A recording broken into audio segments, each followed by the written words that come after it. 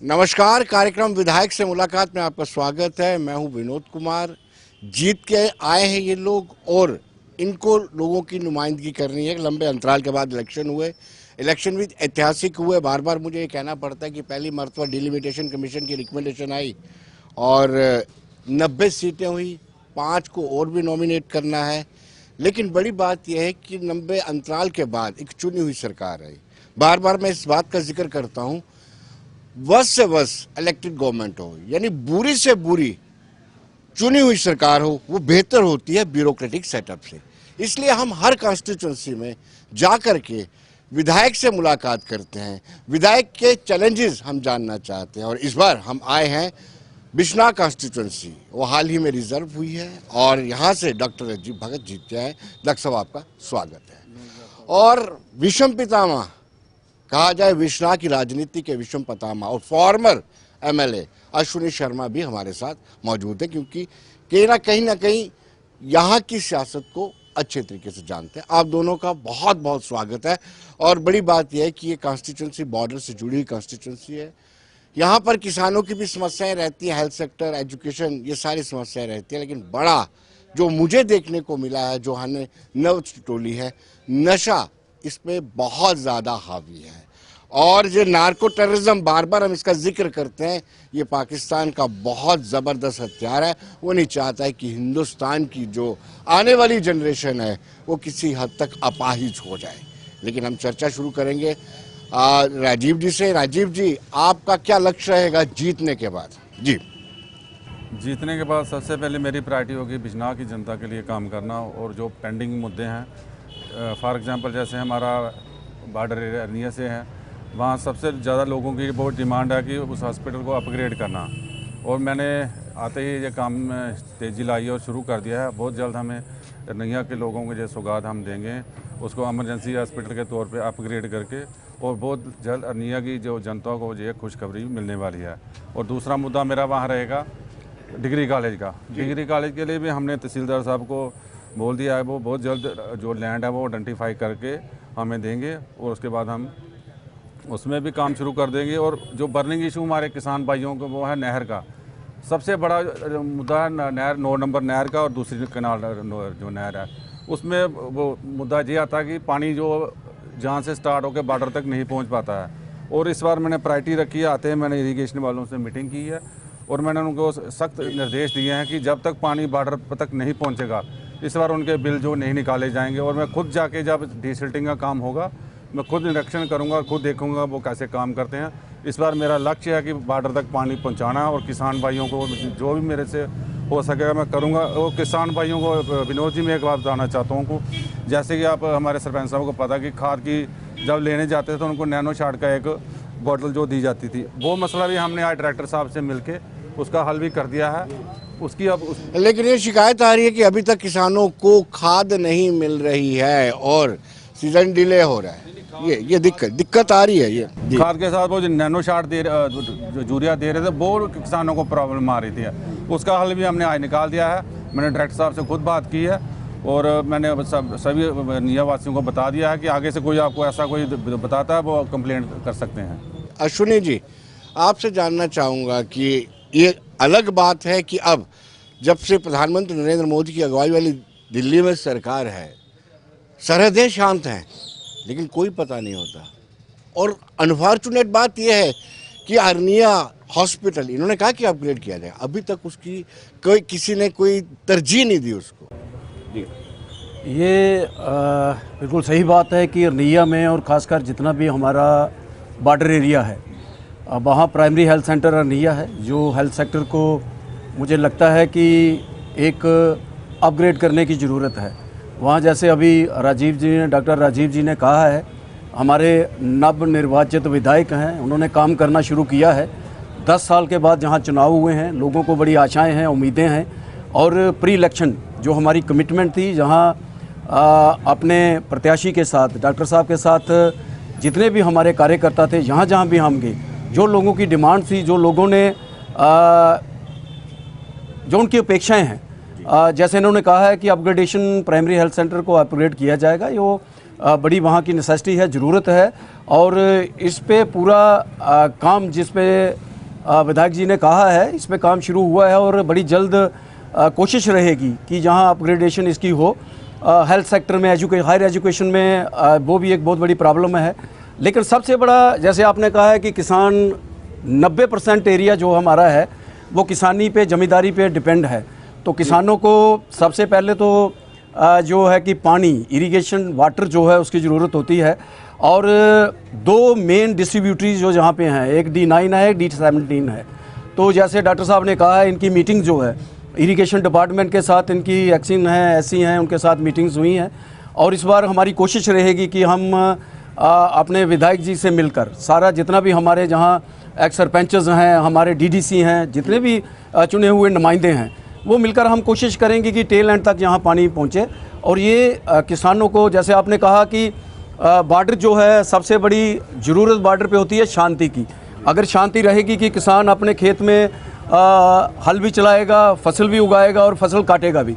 अगर शांति नहीं होगी तो किसी किस्म का मैं समझता हूँ कि काम जो है वो किसान कर नहीं सकता। लेकिन 2014 के बाद, जैसे आपने कहा, प्रधानमंत्री नरेंद्र भाई मोदी, भाजपा की सरकार जब केंद्र में आई तो पाकिस्तान को ऐसा सबक सिखाया कि 2014 से 10 साल के अंदर कोई भी ऐसा इंसिडेंट जो है वो देखने को नहीं मिला है। बॉर्डर पे शांति है।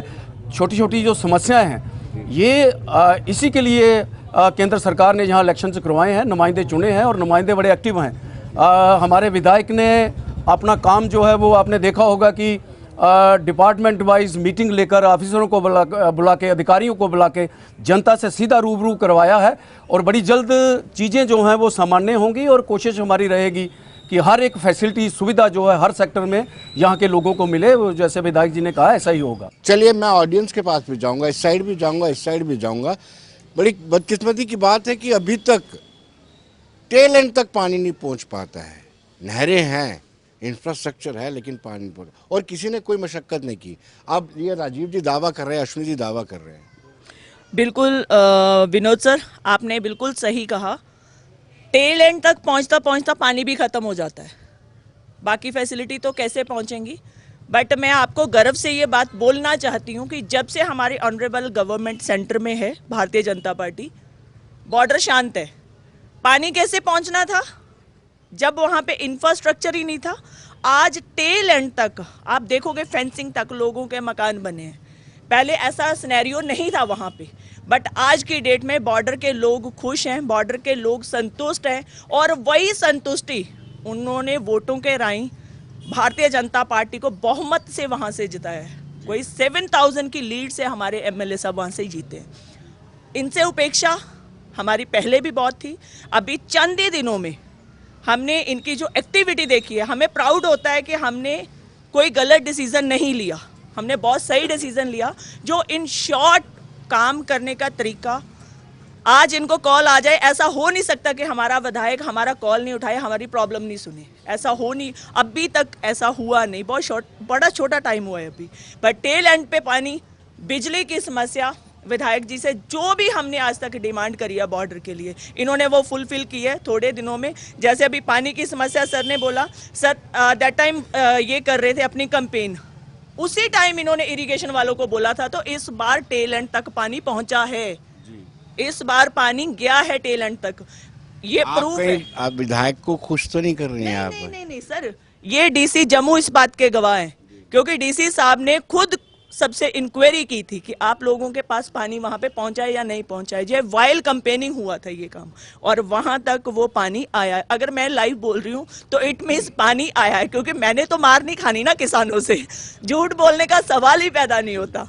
और सबसे अच्छी बात सर, इलेक्शन होने के बाद जो अभी एक फ्रीडम फील हो रहा है, तो मुझे लगता है कि आने वाले टाइम में विधायक जी उनको भी सबको खुश रखेंगे। चलिए, जो वादे किए जाते हैं सारे फुलफिल नहीं होते हैं। और भारतीय जनता पार्टी के साथ दिक्कत यह है कि इन्होंने सोचा था कि इनकी सरकार बन जाएगी, लेकिन खैर सरकार नहीं बन पाई। लेकिन 29 लोग इनके हाउस के अंदर हैं, तो कहीं ना कहीं आपसे उम्मीदें बहुत ज़्यादा बढ़ जाती है। अश्विनी जी और आप दोनों से बड़ी ज़्यादा उम्मीदें बन जाती हैं। किसानों की क्या समस्या है आपको लगता है? किसानों दी छोटी छोटी समस्या सारी चलती रहती है ना, कोई बड़ी समस्या तो है नहीं है। अगे भी ऐसा होंगे कि कई लोग ले लेदा, खत्म हो जा आई जाना अजकल चैल, कोई एडी बड़ी समस्या नहीं है। हैल वाली किसान इसलिए ਜਦੋਂ ਦੀ बीजेपी ਦੀ ਸਰਕਾਰ ਸਰ ਆਈ ਦੀ ਹੈ ਤੇ ਇਹਨੇ 2000 ਰੁਪਇਆ ਹੁਣ ਪਹਿਲੇ 6000 ਮਿਲਦਾ ਹਾਂ ਹੁਣ 6000 ਕੋਲ ਵਧਾ ਦਿੱਤਾ ਜੀ। ਔਰ ਮੈਕਸਿਮਮ ਲੋਕੀ ਜਿਹੜੇ BPL ਪਰਿਵਾਰ ਨੇ ਰਾਸ਼ਨ ਦਿਆ ਦੀ ਸਰਕਾਰ ਜੀ ਹਰ ਮਹੀਨਾ ਰਾਸ਼ਨ ਫ੍ਰੀ ਤੋਂ ਹੋਦਾ ਮਕਾਨੇ ਦੇ ਸਾਡੇ ਸਰਪੰਚ ਸਾਹਿਬ ਸੁਣਾ ਦੇਣਾ ਹਰ ਪੰਚਾਇਤ ਦੇ ਵਿੱਚ ਕਮ ਸੇ ਕਮ 20 25 ਕੇਸ ਹੋ ਜਾਣ ਪਿਛਲੇ ਸਾਲ ਦੇ ਵਿੱਚ ਅੱਗੇ ਵੀ ਲਗਾਤਾਰ ਚੱਲਦੇ ਜਾਣੇ ਨੇ। MLA ਸਾਹਿਬ ਵੀ ਆ ਕੇ ਕਿ ਚਲੋ बढ़ाई चढ़ाई थोड़ा जहा होर लोगों फायदा होया जिस स्कीम का भी लोगों फायदा दे सकन देन डिवेलपमेंट सारा अगे पंचायतें कुछ ना मिलता हूँ हर पंचायत की 24-25 लाख रुपया हर साल मिलता हूँ कोई जिन्हें को रोना करलाना उन्हें करलाते रहना लेकिन ये जो सच्चाई है लाइव लोग सुना दे सारे ये चीज़ा सामने चला दी तो जनाब का भी बड़ा बड़ा शुक्रिया तुम बिजनाह आए हो। एक चीज़ मैं जरूर आगा MLA साहब भी आगा लाइव उन्हें करने सारे लोग सुना देने बिजनाह एक थोड़ी समस्या ज़्यादा जी एक चोरी वाली उन्हें नौजवानों मैं मैसेज देना चाहगा कि बंदे दे पुत्तरे वाला कम करो कम से कम अगर अज की डेट तुम 4 जैकटा लिए बही जाते बाजारा च बेच के शामी 100-200 रुपये घर लिए जा सकते हो 500 लिए पोगे हो और प्रॉफिट कमा के जियां थोड़ा स्किल बढ़ता जाग अज श्रीनगर भी लोग लगे दिखना काजी कुंड का कोला नहीं कोई जैकटा बेचा दा कोई बाजारा तौलिया बेचा दा कोई मतलब कम करना चाहिए वो कन्ने चिट्टे थोड़ी समस्या चिट्टिया नहीं और चोरी वाले मैं जरूर मैसेज देना चाहगा कि बेशर्मे लेखा मार खानी जेल च जाना फिर आना फिर वो काम करना जेड़ा भी मेरा भरा नौजवान सुना जिस कोई नहीं काम लभदा अस उसी काम दसने भैया इयां नहीं कर और काम कर रोजगार लग साढ़ा कोल इंडस्ट्री बड़ी बना एडा बड़ा हब है तो उत्थे नहीं काम करो तो काम करने ने तरक्की करो तो चोरियां तो चिट्टा दे थोड़ा काम चलना है। चलिए एग्रीकल्चर का बारे भी हमने जिक्र किया और हेल्थ सेक्टर का भी जिक्र किया। अब आता है एजुकेशन सेक्टर और मुझे लगता है कि 2008 में यहाँ पे डिग्री कॉलेज बना था और मैं अभी तख्ती पढ़ के आ रहा था कि जब रेनोवेट किया गया तो अश्विनी शर्मा MLA थे 2012 की बात उस बोर्ड पे मैंने देखा है। क्या आपको नहीं लगता कि इस कॉलेज को और बेहतर बनाने की ज़रूरत है? डिग्री कॉलेज है नाम का और स्कूल में चलता है। जी आते ही मेरे जहन में बात है इस पर बहुत जल्द हम कार्रवाई करके इसके कंसर्न अथॉरिटीज़ को हम इस पर आगे लिखेंगे। इसमें जितना भी हो सके हम बढ़ चढ़ के इसमें जो भी डेवलपमेंट करनी होगी उसमें हम जरूर करेंगे। अश्विनी आप विस्तार से बताइए क्योंकि ये कॉलेज जब लिए गए थे ना मुझे पता कड़ी मुशक्कत करनी पड़ी थी, ये आपको भी पता है जी। देखिए ये मेरे टाइम में ही कॉलेज जहाँ इस्टेब्लिश हुआ था 2007-8 का ये कॉलेज सेंक्शन हुआ और ये बोर्ड मीटिंग में इसको वो डिसीजन मैंने करवाया था। तो जैसे आपने कहा रेनोवेशन का वो वहाँ पे वो नहीं लगी है प्लेट, वो लगी है कि जब गेट हमने सामने वाला जो गेट वहाँ बनवाया था कि कॉलेज का और स्कूल का गेट जो है इस तरफ था और सामने गेट जो है वो उस तरफ लगवाया, वो उस वक्त की वो प्लेट वहाँ लगी है। और मुझे ये थोड़ा सा है कि यहाँ इतनी देर होने के बावजूद कॉलेज की बिल्डिंग हम जो है वो जो देनी चाहिए थी वो नहीं दे पाए। तो उसके लिए बड़ी कोशिश हमने की, कुछ लैंड कई बार आइडेंटिफाई भी हुई, फिर सब जुडिश मैटर हो गया, लोग कोर्ट में चले गए, उसके वजह से रुकावट हो गई। लेकिन अभी हमारी कोशिश है कि जैसे अभी नए नए इलेक्शंस हुए हैं तो अपने विधायक जी से मिलकर हम कोशिश कर रहे हैं कि जल्द से जल्द कोई ना कोई ऐसा डिसीजन हम लें कि अच्छी कॉलेज की बिल्डिंग बने और बच्चों को सफ़र ना होना पड़े। आपको पता है कि यहाँ पहले सिर्फ आर्ट्स सब्जेक्ट थे, फिर साइंस स्ट्रीम भी यहाँ पे आए और अब थोड़ी मुश्किल हो रही है कि बच्चों को पढ़ाने के लिए जो जहाँ वेल क्वालिफाइड स्टाफ जहाँ पे है, स्टाफ की कोई प्रॉब्लम नहीं है, लेकिन बिल्डिंग इंफ्रास्ट्रक्चर की हमें प्रॉब्लम है। वो जैसे इन्होंने कहा है हम मिलकर बैठकर जितने भी हमारे और भी यहाँ के जो परमानेंट लोग हैं, क्योंकि ये एक ऐसा मसला होता है कि यहाँ हमें बहुत ज़्यादा लैंड चाहिए, कहीं ना कहीं हम कोशिश करेंगे कि कॉलेज को एक अच्छी बिल्डिंग मिले और बड़ी जल्दी ये फैसला हम करेंगे, ये डिसीजन लेंगे। ये आपकी बिल्कुल सही बात है। मैं थैंक्स आपका करूँगा कि आपके इस प्रोग्राम के ज़रिए भी ये मसला जो है वो हाईलाइट होगा। तो कोशिश हमारी है कि जल्द से जल्द इस कॉलेज को अच्छा इंफ्रास्ट्रक्चर मिले, बच्चों को पढ़ाई के लिए प्रॉपर जो इंफ्रास्ट्रक्चर चाहिए कॉलेज को वो मिले, वो हम कोशिश कर रहे हैं। डॉक्टर साहब मैंने 2 क्षेत्र देखे यहाँ पे, एक तो डिग्री कॉलेज और दूसरा पुलिस स्टेशन आपका। जब बरसात आती है तो मुझे लगता है कि वहीं फिशरी भी की जा सकती है, इतने तालाब बन जाते हैं। आप एक दिन अचानक ही मुझे काम पड़ गया, पुलिस स्टेशन जाना था तो अंदर नहीं जा पाए, इतना पानी था। तो मुझे लगता है इसको दुरुस्त करना चाहिए। आप बिल्कुल आपने ये बहुत अच्छा पॉइंट उठाया है, जो मेरे जहन में पहले से ही है। बहुत जल्द इस पर हम कार्रवाई शुरू कर देंगे और कंसर्न अथॉरिटी से मिलके जो भी इसमें बन पड़ेगा मैं उस पर अपना जो पूरा योगदान दे के अगर अपने जितनी भी एफर्ट्स मुझे लगानी पड़ेगी मैं लगाऊंगा और बहुत जल्द इस पे जो काम जो शुरू कर दिया जाएगा। चलो आज विनोद जी, एक मैं जैसे आपने पानी की बात कही है, तो मैं आपसे ये कहना चाहता हूँ कि कुछ फोकस जो ज़्यादा जो है डिग्री कॉलेज के ऊपर किया जाता है। आप देखिए कि बम्बे जैसे हाईटेक सिटी में भी जब बरसात होती है, पानी आता है, सबसे फाइनेंशियल अगर कोई कैपिटल करें तो वो हमारा बॉम्बे सिटी है। अभी तक कितनी सरकारें आई, कितनी सरकारें वहाँ गई हैं। तो ये नेचुरल जब कोई ऐसी चीज़ें होती हैं तो वो कोई ग्राउंड हो, कोई भी आप देखिए, कोई जैसे हमारा MM स्टेडियम है या कहीं परेड ग्राउंड में स्टेडियम है, तो पानी तो वहाँ पे खड़ा होगा। हमारा ये बाज़ार है, यहाँ हमारी शिकायत थी, यहाँ आपने देखा कि टाइल लगा के यहाँ पर लगी है, बड़ी अच्छी टाइल लगी है, इसको ब्यूटीफाई किया गया है। लेकिन जब बरसात आती है, जब पानी जगदम इतनी बारिश हो जाती है तो यहाँ भी पानी खड़ा हो जाता है। बम्बई जैसे, दिल्ली जैसे शहरों में पानी की निकासी जो है वो जब बरसात होती है तब ये पानी होता है। उसको इम्प्रूव करने के लिए कोशिश जारी रहती है, कोशिश करेंगे, क्योंकि वहाँ पे जो पुराना आउटलेट वहाँ पे था वो कई कारण हम लोगों की वजह से ही वो आउटलेट हमने बंद कर दिए हैं, जिसकी वजह से वहाँ निकासी वहाँ नहीं है। और वहाँ जो निकासी थी उसको हमारी वजह से ही मैं कहूँगा कि ये हम खुद ओन करते हैं, हमारे लोगों की वजह से वो निकासी जो बंद की गई है उसको हम देखेंगे कि टेक्निकली पानी किस तरफ निकलता है और कोशिश होगी कि उसको पानी निकाला जाए। क्योंकि जब ये बात आपकी सही है, लेकिन जब नेचुरल ऐसी चीज़ें होती हैं तो कहीं ना कहीं पानी रुकता है और उसको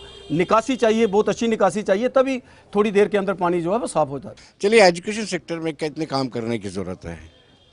देखिए, हमारा इस मकसद ये नहीं है कि विधायक को ग्रिल करना, हमारा मकसद है कि हम अच्छे सुझाव दें, कुछ इस डिस्कशंस के, इस प्रोग्राम के आउटकम्स अच्छे निकल के आए, लोग भी सुझाव दें कि ये करने की ज़रूरत है। देखिए विनोद जी, आपका बहुत बहुत धन्यवाद। Thank you. आपने जहां बिश्नाम में प्रोग्राम रखा, आपने बहुत अच्छा कहा कि एजुकेशन जो है वो तो चल रही है, गवर्नमेंट फ्री बुक्स भी दे रही है, सब कुछ दे रही है, प्राइवेट अकेडमी भी है, लेकिन एजुकेशन के साथ साथ प्ले जो है, प्ले ग्राउंड और बच्चों का खेलना ही बड़ा ज़रूरी है। क्योंकि बच्चे जो है मैक्सिमम आजकल नशे की तरफ जा रहे हैं।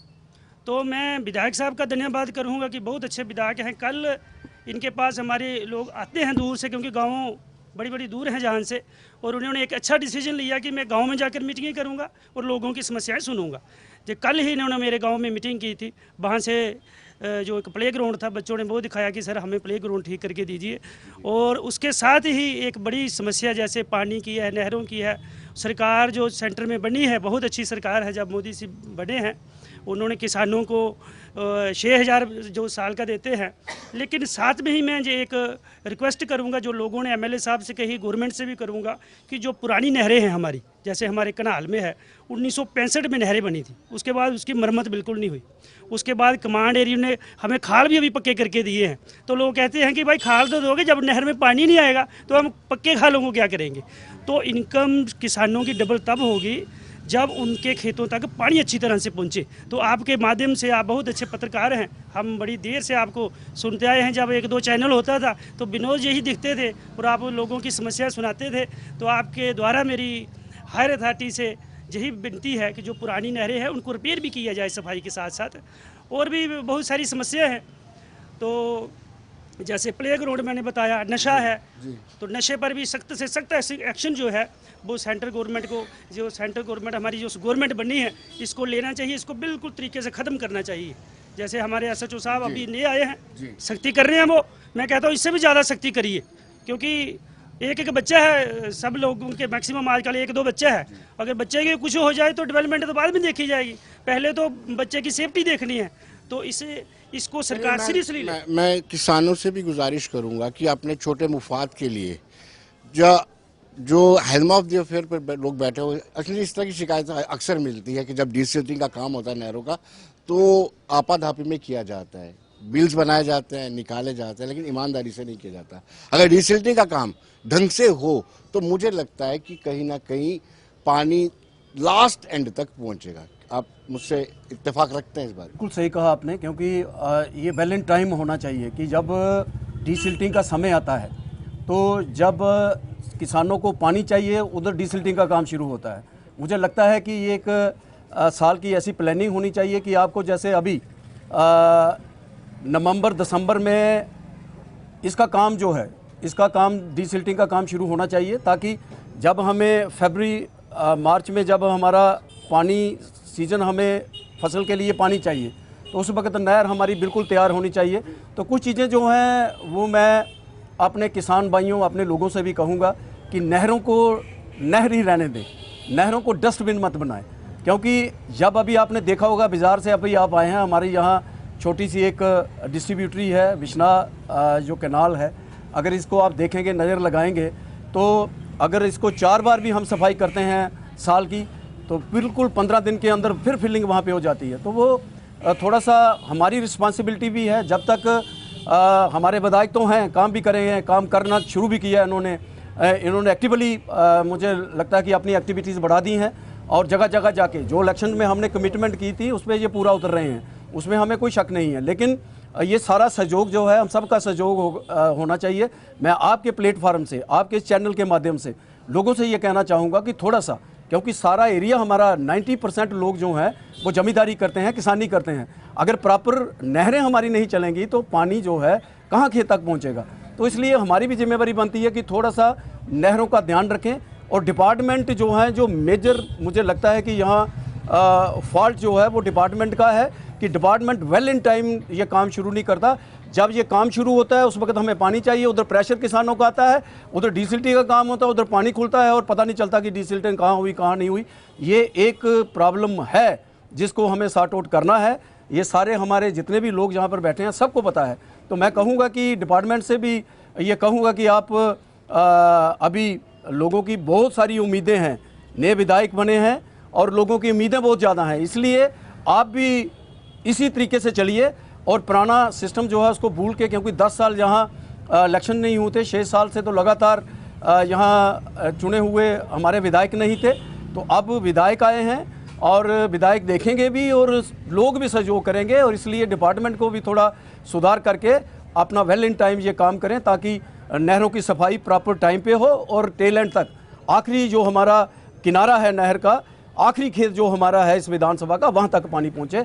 ये मैं आपसे कहना चाहता हूँ। डॉक्टर साहब, आपका स्वभाव बदला कि अभी भी आपको एज ए डॉक्टर ही देखते हैं, पर्ची लिखनी है, बीपी चेक करना है, या फिर क्योंकि एक पॉलिटिशियन और एक डॉक्टर में आपका नॉबल प्रोफेशन रहता है।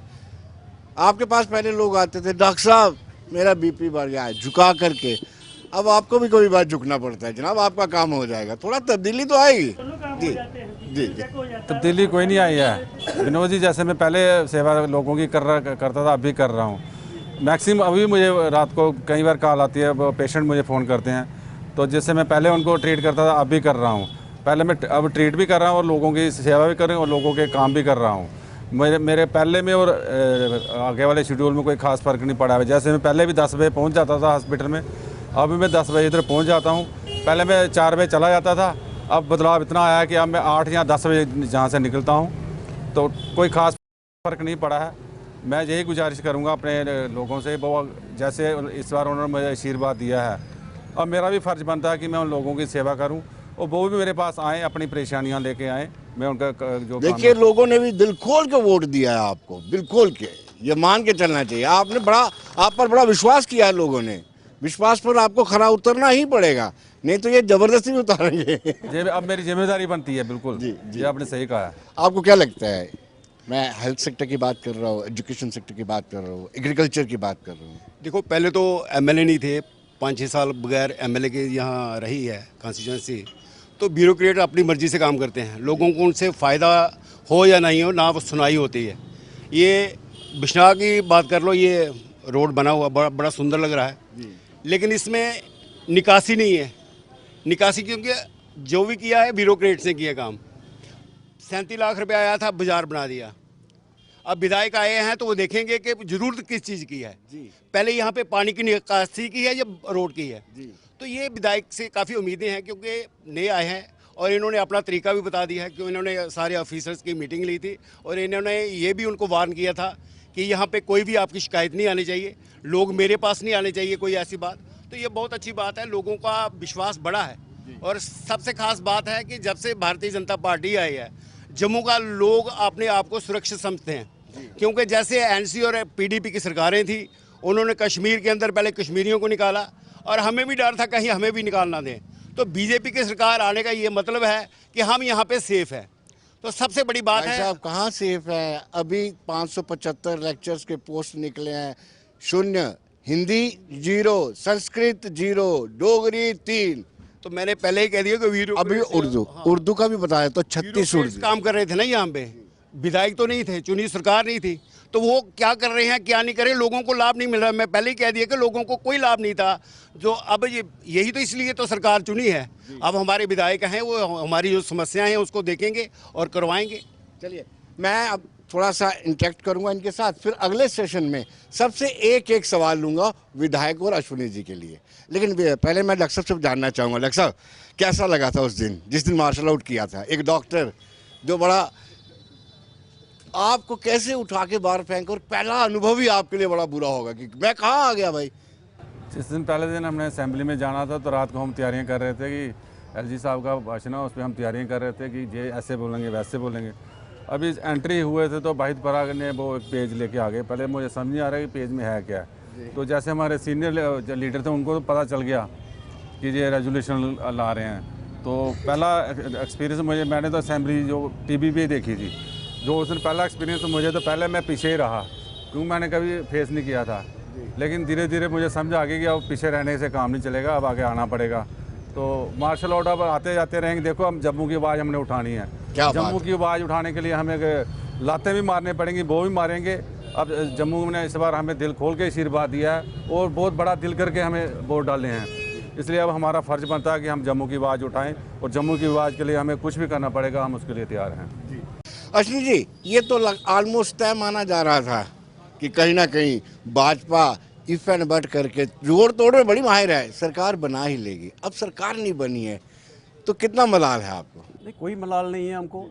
सरकार जिसकी भी बनी, भाजपा का जो केंद्र हमारी सरकार है, उन्होंने कम से कम एक जे लोगों को मौका तो दिया, इलेक्शन करवाया। जहाँ तो लोग कहते थे कि यहाँ इलेक्शन ही नहीं होंगे, और हमारे प्रधानमंत्री और गृह मंत्री जी ने खुलकर ये कहा था कि जब इलेक्शन कमीशन ऑफ इंडिया जब वो तय करेगा, जब वो सोचेगा, जब फिजिबिलिटी होगी, जब उनको महसूस होगा कि जहाँ इलेक्शन हो सकते हैं, तो वो जब डेट निकालेंगे तो सरकार जो है वो इलेक्शन के लिए तैयार है।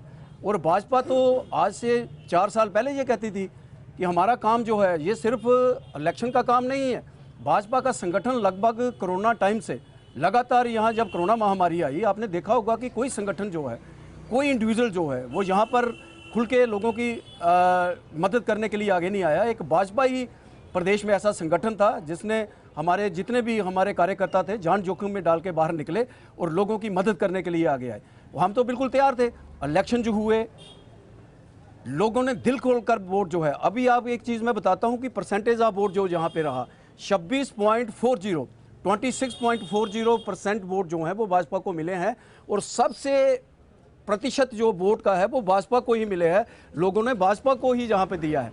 29 सीटें पहली बार आज़ादी के बाद भाजपा को मिली हैं, जो कोई कम बात नहीं है। और बैली में जहाँ कोई सोच नहीं सकता था, जहाँ महबूबा मुफ्ती और फारूक अब्दुल्ला जैसे लोग कहते थे कि अगर धारा 370 और 35 को कोई हाथ लगाएगा तो झंडा उठाने वाला कोई नहीं रहा। विनोद जी लाल चौक पे वो तिरंगा भी लहराया और कश्मीरियों के छतों पर हमारा जो पार्टी का झंडा है वो भी लहराया। लेकिन हमने वोट और कुछ सीट, सीटें जो हैं, वोट और सीट नहीं मिली। वोट जो हमने कुछ सीटें जो, ये हमारे लिए बहुत बड़ी बात है और ये गर्व की बात है कि कश्मीरियों ने पहली बार उनकी मानसिकता जो है चेंज हुई, उनका माइंडसेट चेंज हुआ। जो एक अलगाववाद की नीति को लेकर कश्मीर आगे बढ़ता था, वो राष्ट्रवाद की नीति पे आया। और मुझे देखिए कि 3-4 सीटें हमारी ऐसी थी जो हम 1000 से कम मार्जिन से वहाँ पे आ रहे हैं। और वोट जो कभी सोच भी नहीं सकता था कोई कि भाजपा को वहाँ पे वोट मिलेगा, और भाजपा को लोगों ने वहाँ भी वोट दिए। और जम्मू खिते के अंदर पूरे का पूरा कांग्रेस का सफाया किया और यहाँ जो है भाजपा का परचम लहराया। ये हमारे लिए गर्व की बात है। हम अपोजिशन में हैं और अपोजिशन में राष्ट्र विरोधी ताकतों को कहीं भी हम आगे नहीं बढ़ने देंगे। हमारे विधायक जो 29 विधायक थे, राणा जी की अनटाइमली मुझे लगता है कि डेथ होने की वजह से हमारे 28 विधायक जो हैं उन्हें पहले दिन ही दिखा दिया कि राष्ट्र विरोधी एजेंडा, पाकिस्तान प्रो एजेंडा, अलगाववादी एजेंडा, और ये चीज़ें जो हैं अब जम्मू कश्मीर के अंदर हम होने नहीं देंगे। यहाँ राष्ट्रवाद की नीति ऊपर काम चलेगा। जो सरकार बनी है वो काम करे, डेवलपमेंट करे। आप देखें यहाँ के जो मुख्यमंत्री हैं जा रहे हैं केंद्र में, जाएं, मोदी जी से वो मिले, गृह मंत्री जी से मिले, फाइनेंस मिनिस्टर से मिले, हमारे रक्षा मंत्री जी से मिले, प्रेसिडेंट ऑफ इंडिया से मिले, वाइस प्रेसिडेंट ऑफ इंडिया से मिले। तो हम चाहते हैं हम वो काम करें, लोगों की चुनी हुई सरकार बनाई है लोगों ने, तो लोगों की वो 370 और 35 ये छोड़ दीजिए आप, 370 और 35 ये प्रधानमंत्री जी ने कह दिया है कि उसे मैंने कब्रिस्तान में गाड़ दिया है, वो कभी बाहर नहीं निकलेगा।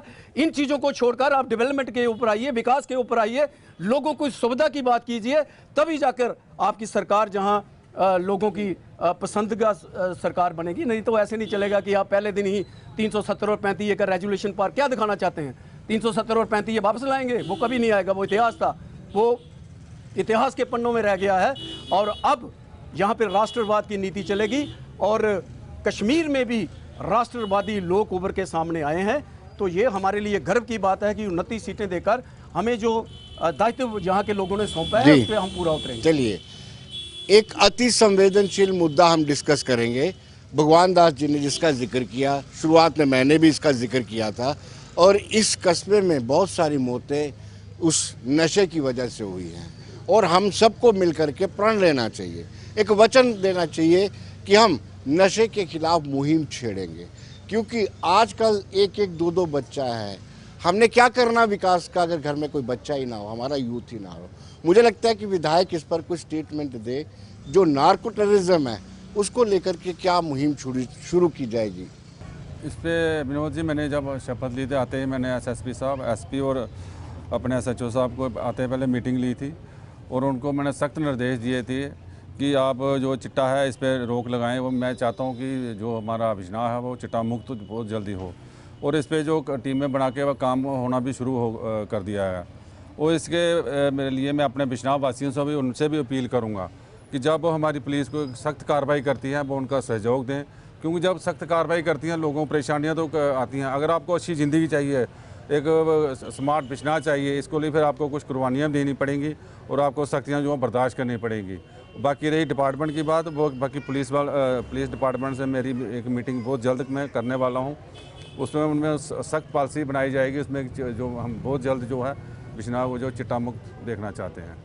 चलिए, आप विधायक हैं, राजनीति से प्रेरित रहते हैं, आपकी भी कुछ बंदिशें रहती हैं, कोई चिट्टा बेचने वाला पकड़ा जाता है, आपको लगता है कि इसका परिवार मेरा वोटर है, कहीं फ़ोन तो नहीं करना पड़ता आपको, ऐसे तो साहब बंद कर दे, छोड़ दे। मैंने पहले इंस्ट्रक्शन दे दी है, चाहे फ़ोन जितने मर्जी आए, चिट्टे और शराब के लिए मैं कभी किसी को फ़ोन नहीं करूँगा एसएचओ साहब को। ये सतीश जी पत्रकार हैं, ये कुछ सवाल आपसे पूछना चाहेंगे। एक हाथ अश्विनी जी भी हैं और राजीव जी भी। दोनों को मेरा नमस्कार है सर। दो मुद्दे हैं, मुख्य मुद्दे हैं। बिजनौर के कृषि क्षेत्र है, तो अक्सर किसान कर्ज लेकर केवाईसी के माध्यम से हो जाए ऐसे बीज लेता है, खाद लेता है। जब उनकी फसल पककर तैयार होती है तो सरकार की तरफ से कोई भी दान खरीद केंद्र नहीं खोला जाता। मजबूरी में किसान प्राइवेट व्यापारियों को अपनी सस्ते दामों पर फसल बेच देता है, क्योंकि उसे अगली फसल लगानी होती है। आज तक जहाँ पर कोई ऐसी मंडी नहीं खोली गई, एक तो ये है। दूसरा, बिजनौर के 6 से ज़्यादा सब डिस्ट्रिक्ट कार्यालय जो है वो निजी इमारतों में चल रहे हैं, उनको आज तक अपना स्थायी ठिकाना नहीं मिला है। और अश्विनी शर्मा जी जानते हैं, नए विधायक से मैं कहना चाहता हूं, उनके लिए कोई अपनी इमारतें हो तो वो जिस जहां पर वो बैठ के काम कर सके। फायर ब्रिगेड है, सब डिस्ट्रिक्ट जो हमारा PWD का है, उसके अलावा बिजली सब डिवीज़न है, जो ZDPO, हाँ ZDPO हो जो ऑफिस है वो हो गया। इस तरह की कई डिस्पेंसरियां हैं प्राइवेट कमरों में चल रही हैं, उनके लिए कुछ की दोनों से एक साथ दीजिए, आप भी मनोज जी पहले तो नमस्कार है। पहले तो एक कॉलेज बिल्डिंग का जिक्र हुआ यहाँ, वो 2008 में हुई थी वहाँ सेक्शन। लोगों की ज़मीन उन्होंने ले ली है, इंतकाल भी दर्ज करवा दिया है, मगर पैसे कितने देते हैं? 4,000 रुपये कनाल, वहाँ 40,000 कनाल का रहा है। चक्कर तो ये रास्ता है, सरकार ज़मीन तो ले लेती है, पैसे किसानों को देती नहीं है। वो जो होना चाहिए वो रेट देना चाहिए, इसीलिए कॉलेज रुक जाता है। बाकी आपने कहा बाजार का निकासी का काम है, MLA साहब आए, उन्होंने अपनी मर्जी से गली बना दी। MP आया, वो भी अपनी मर्जी से बनाया, मगर देखने वाला वहाँ कोई नहीं है ना। नाली तब बननी चाहिए, पहले उसका ये देखना चाहिए पानी कहाँ जाना है, वो कोई देखता नहीं है। नहर का क्या हिसाब है? जब तक मैं जहाँ मेरे पिताजी पुलिस में थे तो 1965 और 60 में मेरे को सब इंस्पेक्टर थे थाने में, वहाँ हम नहर में नहाता था और छलांग लगा इसको पार कर देते थे। आज वो नहर पानी पिया करते थे नहर कितना? मैं आपको बताता हूँ ना, वो नारे क्या बन गई हैं, वो तो नालियाँ बन गई हैं। चलिए जवाब दीजिए आप दोनों में से असली जी एक सवाल दीजिए, क्योंकि मंडी का जिक्र किया इन्होंने और सरकारी ऑफिस का जिक्र किया है, और आप भी जवाब दीजिए उनका। जी देखिए, ये जो सतीश जी ने कहा है कि गवर्नमेंट के कई सब डिवीज़न हैं, आरएनबी का है, फायर ब्रिगेड का ऑफिस है, इलेक्ट्रिक सब डिवीज़न जहाँ पे है, ये सारे प्राइवेट इमारतों में किराए पर ली हुई बिल्डिंग्स हैं। तो एक तो यहाँ ये है कि स्टेट लैंड की थोड़ी सी प्रॉब्लम है जी। यहाँ पे कोई ऐसा पैच मिलता है, जैसे अभी डॉक्टर साहब ने भी कहा है कि इंस्ट्रक्शन जिन्होंने अधिकारियों को दी हैं कि कहीं भी कोई पैचेस अगर ऐसे मिलते हैं जहाँ सरकारी ज़मीन है, तो कोशिश, जैसे अभी राज सिंह जी ने कॉलेज का जिक्र किया है, ठीक से कह रहे हैं कि जब लैंड आइडेंटिफाई हुई और जब किसानों की ज़मीनें वहाँ 45 कनाल 50 कनाल का पैच था, लैंड थी, तो जब कंपनसेशन आया तो कंपनसेशन इनको इतना मिल रहा था कि कोई भी किसान बेचारा जो है, मैं समझता हूँ, और उस वक्त भी इन्होंने कोशिश करके ये कोर्ट में गए, तो कोर्ट की वजह से इनका वो रुक गया थोड़ा सा मसला, नहीं तो ये तो सारी ज़मीन बेचारी किसानों को तो मार देते ये लोग। अभी रिंग रोड में जितना कंपनसेशन लोगों को मिला है, जितनी ज़मीन एक्वायर की गई है, एक्विजिशन का जो नया कानून आया है, मुझे लगता है कि वो इम्प्लीमेंट होने से पहले ये सारी लैंड जो है वो एक्वायर की गई, तो किसानों को बड़ा नुकसान होता है। प्रॉपर कंपनसेशन जो है अगर किसान को मिले, सबको पता है कि जहाँ बिश्नाह के आसपास के अंदर बॉर्डर तक आप चले जाइए कि ज़मीनों की जो कीमतें हैं वो क्या हैं, पर मरला पर कनाल क्या है। अगर सरकार को ज़मीनें चाहिए, किसान ज़मीनें देने के लिए तैयार हैं, लेकिन अगर आप उसका कंपनसेशन प्रॉपर नहीं दोगे तो फिर तो किसान मरेगा बेचारा। पहले ही किसान, आपको पता है कि किसान का बेटा जो है किसानी की तरफ जाता नहीं। कारण क्या है? क्योंकि उसमें प्रॉफिट नहीं है, मुनाफा नहीं है, और किसान पूरी मेहनत करता है, जी जान लगाता है, खून पसीना बहाता है, लेकिन आखिर में क्या मिलता है? तो ये एक सवाल इन्होंने कहा कि जो हाँ वो मंडी के लिए, अभी हमारी सरपंच जहाँ पर खड़ी हैं बलबीर जी, त्रेबा में इन्होंने एक वो मंडी का एक इन्होंने केंद्र वो वहाँ पे खोला था, तो वहाँ पे लोग जाते थे। ऐसे ही ये एक जेन्युइन डिमांड है कि किसानों को कहाँ जाके वो अपना फसल बेचें कि उनको सही कीमत उसकी मिले। एमएसपी जो है उस पर सरकार, हमारी जो केंद्र में सरकार आई है, टाइम पे उसका जो रिवीजन जो होता है, रिवाइज रेट्स जो है वो करते हैं, तो जो थोड़ा सा किसानों को उससे मदद जो है वो मिलती है। तो मोदी जी का तो ये है कि किसानों की आमदनी दुगनी करने के लिए वो हर एग्रीकल्चर सेक्टर में, चाहे वो इरिगेशन सेक्टर है, चाहे वो आपका मंडी का मसला है, चाहे एमएसपी है, चाहे कोई और किसानों के मसले हैं, उन पे वो काम कर रहे हैं। जैसे उन्होंने कहा कि बीज लेने के लिए 2000 रुपया हर 4 महीने के बाद किसान के खाते में एक बटन मोदी जी दबाते हैं, क्लिक करते हैं, तो करोड़ों रुपए का ट्रांजैक्शन जो है करोड़ों किसानों के खाते में आ जाता है।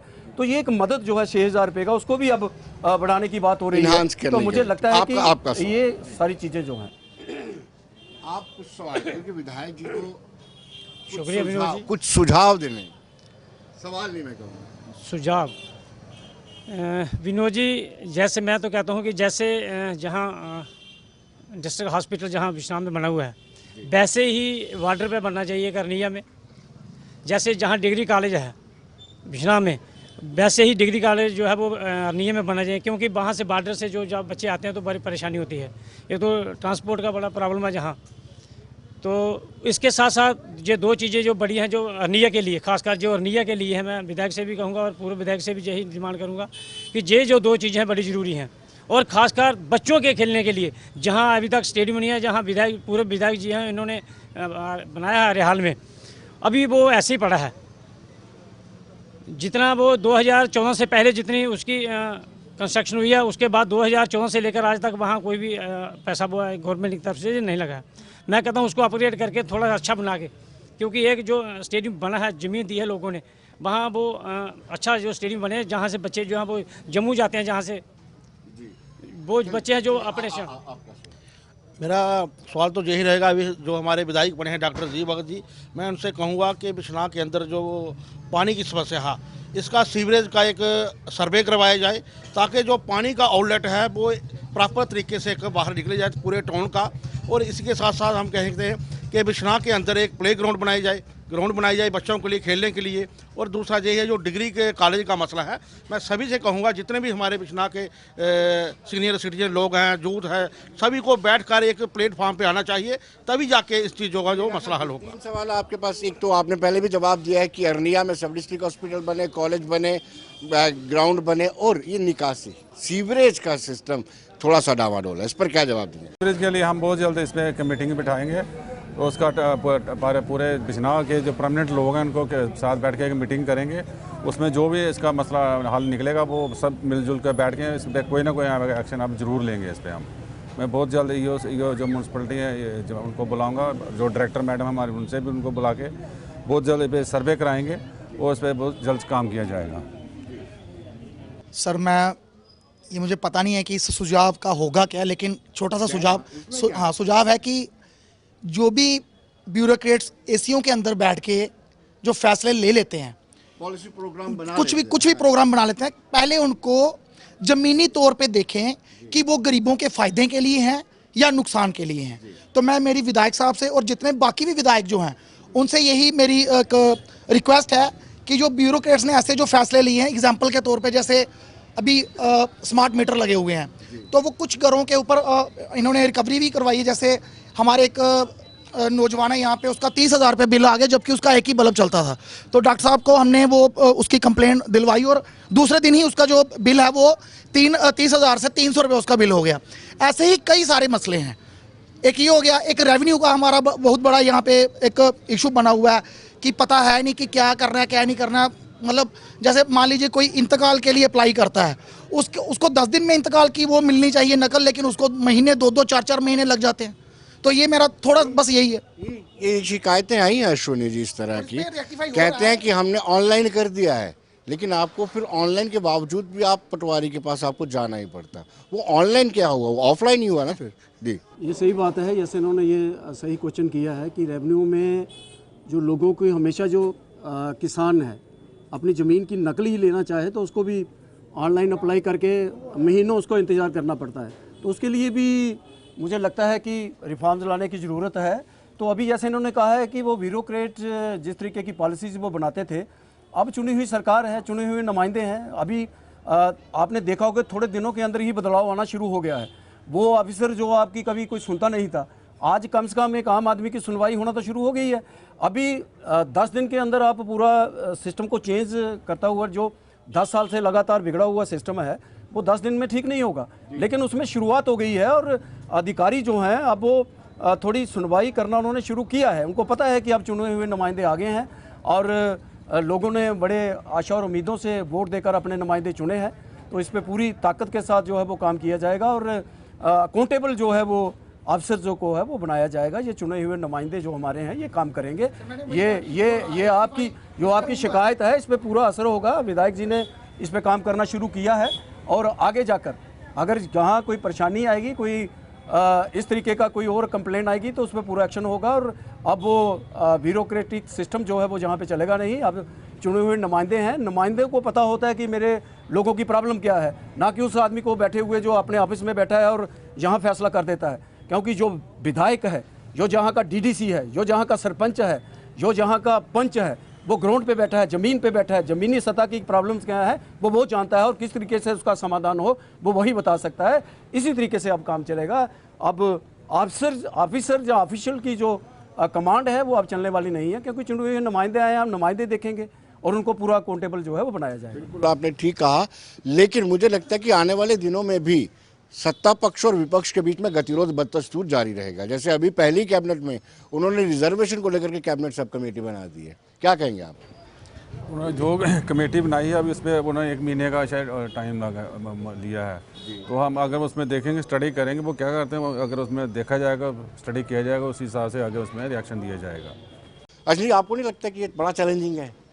क्यों 42 सीटें ली हैं, मोस्टली कश्मीर से ली हैं, तो वो कश्मीर का पक्ष रखेंगे, उनकी मजबूरी बन जाएगी। देखो ये कंस्पायरेसी है, साजिश है। आपने देखा है कि एनसी का चुना हुआ जो मेंबर पार्लियामेंट है वो किसका है? नेशनल कॉन्फ्रेंस का है। वो क्या कहता है कि अगर रिजर्वेशन पे कोई यहाँ पे चेंजेस नहीं किए गए तो वो चीफ मिनिस्टर ऑफिस के सामने धरना देगा। धरना कौन देगा? नेशनल कॉन्फ्रेंस का जो मेंबर पार्लियामेंट है। हाँ, तो आगा सईद रूहुल्लाह मेहंदी। हाँ, जी। आगा सईद रूहुल्लाह मेहंदी 2 बार मेरे साथ एमएलए रहा है। तो मैं आपको ये कहना चाहता हूँ कि यहाँ सिर्फ आप ये मत सोचिए कि यहाँ ये एक यूनियन टेरिटरी के अंदर लेजिस्लेचर है, ये कोई स्टेट लेजिस्लेचर नहीं है। यहाँ कोई कानून बनाना होगा तो पहले एलजी साहब से भी परमिशन लेनी होगी। अगर कोई गलत कानून बनाने की कोशिश करेगा तो उसको लो नहीं किया जाएगा। जो ऑलरेडी केंद्र ने बड़ी सोच समझ के जो ये बता रहे हैं, ये सारे फैसले जो लिए गए हैं कोई ऐसे कमरों में बैठ के नहीं लिए गए हैं।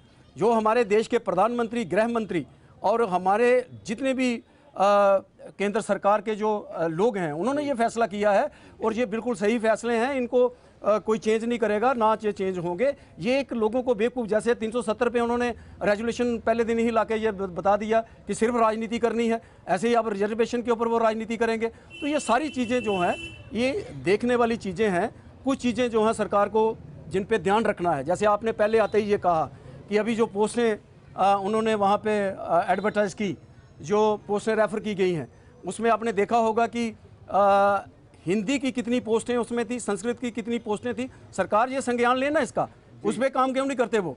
ये चीज़ें जो हैं ये सरकार के संज्ञान लेने की चीज़ें हैं कि किसी के साथ डिस्क्रिमिनेशन ना हो, भेदभाव ना हो।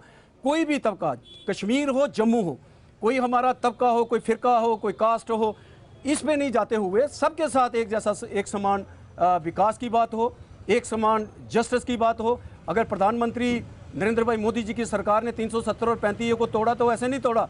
70 साल से लगातार बेइंसाफी, आप भी विनोद जी जानते हैं, जब आप असेंबली को कवर करते थे तो हम लोग कितना संघर्ष करते थे इसके लिए, क्योंकि लगभग 5 लाख लोगों को जिंदा लाशें बनाकर 70 साल इन्होंने रखा था। वो वेस्ट पाकिस्तानी रिफ्यूजीज़ जिनके साथ उनको हक नहीं दिया गया, उनके साथ इंसाफ नहीं किया गया। वाल्मीकि समाज के लोग, जो हमारे गोरखा बरादरी के लोग, हमारी बहन बेटियां जो जहां से शादी करके लखनपुर के पार जाती थी, उनके सारे अधिकारों से उनको वंचित किया जाता था। और जो यहाँ का हमारा कोई एक ऐसा इंसान जो पाकिस्तान में शादी करता था, वहाँ से अगर कोई वहाँ लेडी आती थी, उसको यहाँ का स्टेट सब्जेक्ट बनाया जाता था। और हमारी जहाँ से जो बेटी बहन जाती थी लखनपुर के पार, उसका स्टेट सब्जेक्ट जो है वो कैंसिल हो जाता था और सारे अधिकारों को उससे वंचित किया जाता था। ये 370 और 35 का सबसे बड़ा अत्याचार जो नैन्सी, कांग्रेस और पीडीपी सरकारों ने किया। 5 लाख लोगों के साथ इनजस्टिस किया, उनको उनका हक नहीं दिया। इसलिए आज ये 370 और 35 तोड़ना पड़ा। सबके साथ इंसाफ हुआ। आज वो लोग दौड़ नगाड़े बजाते हुए प्रधानमंत्री जी और गृह मंत्री जी को जैसे कोई पूछता है ना किसी गुरु को, इस तरह से उनको पूछते हैं। ये अत्याचार इन लोगों ने किए थे। अब ये संज्ञान रहे हैं रिजर्वेशन के ऊपर 370 और 35 का रेजोल्यूशन पास करके लोगों को बेवकूफ़ बना रहे हैं। आप लोगों के वेलफेयर के लिए आपके पास क्या है, वो स्कीमें लेकर आए ना, वो पॉलिसी बनाए ना। कैबिनेट मीटिंग की पहली कैबिनेट में बताइए ना, आपने 200 यूनिट बिल माफ़ करना है, कैसे करना है? आपने इतनी नौकरियों का जो कमिटमेंट की है वो कैसे करनी है? आपने 12 सिलेंडर जो मुफ्त में देने की बात की है वो कैसे करनी है? लाइन है कैबिनेट में बात करते, आप आके अभी रिजर्वेशन के ऊपर आ गए हो। तो ये सारी चीज़ें जो हैं दिखावा हैं और एक साजिश के जरिए ये सब कुछ सरकार खुद ही कर रही है। और अपने ही लोगों को भड़का के ये कहते हैं कि धरना हम देंगे और अपने ही लोग इनके धरना चीफ मिनिस्टर के सामने देंगे। ये इनकी सही असलियत है। राजीव जी, ताज तो है लेकिन कांटों भरा है। आखिर में कुछ संदेश दे दीजिए अपनी बशना कंस्टिट्यूंसी की जनता को, एक संदेश दे दीजिए। बिजनौर की जनता को मैं यही संदेश देना चाहूँगा कि वो मिलजुल कर रहे हैं। तो जो भी कोई डेवलपमेंट के काम है वो मैं उनके लिए बैठा हूँ, वो करूँगा। जैसे कि अब मैं एक आया था सुझाव की नहर का पानी जो वो गंदा हो गया, इसके लिए मैं लोगों को भी अपील करूँगा, नहर को गंदा कौन कर रहा है? हम लोग कर रहे हैं। सीवरेज ड्रेनेज लोगों ने डाले हैं, सबसे पहले वो ही बंद करें, नहर अपने आप साफ़ हो जाएगी। ये सुझाव मैं दूंगा। और बाकी जो चिट्टे पे जो नशे की मैं बोलूँगा कि अपने बच्चों को अच्छे संस्कार दें। और जब आपका बच्चा स्कूल जाता है, आता है, वो किसके साथ बैठ रहा है, किसके साथ क्या कर रहा है, उस पर जरूर वो ध्यान दे। ये संदेश सबसे बड़ा मेरा बिजनौर की जनता को। आप सबका आभार और बहुत बहुत शुक्रिया, आप हमारे कार्यक्रम में आए। आपका भी बहुत बहुत धन्यवाद। तो दर्शकों, आप बने रहिए देश दुनिया की खबरों के लिए और मुझे दीजिए इजाजत। नमस्कार।